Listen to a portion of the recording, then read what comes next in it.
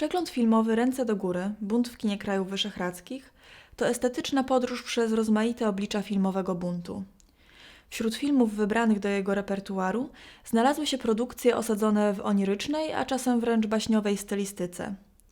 Poetyka snu pozwala przekazać to, czego nie można powiedzieć wprost, w czym kryje się jej buntowniczy potencjał. Mottem twórców takich filmów mogłoby zostać zdanie wypowiedziane przez Józefa, głównego bohatera Sanatorium pod klepsydrą Wojciecha Jerzego Hasa. Nie odpowiadam za swoje sny. W tej filmowej adaptacji prozy Brunona Schulza Has stworzył świat zarówno magiczny i barwny, jak i ulegający stopniowemu rozpadowi. Wśród przeplatających się historii pochodzących z szulcowskiego imaginarium Hasowi udało się opowiedzieć o traumie zagłady i chęci ocalenia ginącego świata od zapomnienia.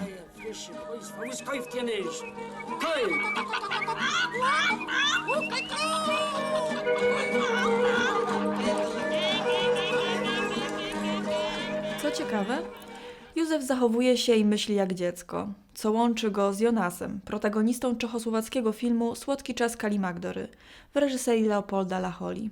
Jonas żyje zgodnie z porami roku. Wiosną zachowuje się jak mały chłopiec, latem przeżywa swój młodzieńczy okres, jesienią jest pełen zadumy, a zimą zapada w długi sen.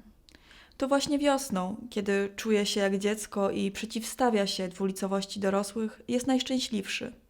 Odwrotnie niż u Hasa, tu niewiedza jest błogosławieństwem, a zapominanie celem.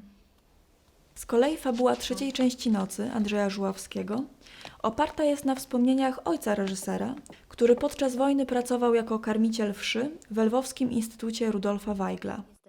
Opowiadając jego historię, Żuławski nie stroni od deformacji i okrucieństwa, które nadają jego filmowi cech sennego koszmaru. To jest najlepsza praca, jaką możesz znaleźć, Michał. Najlepsza.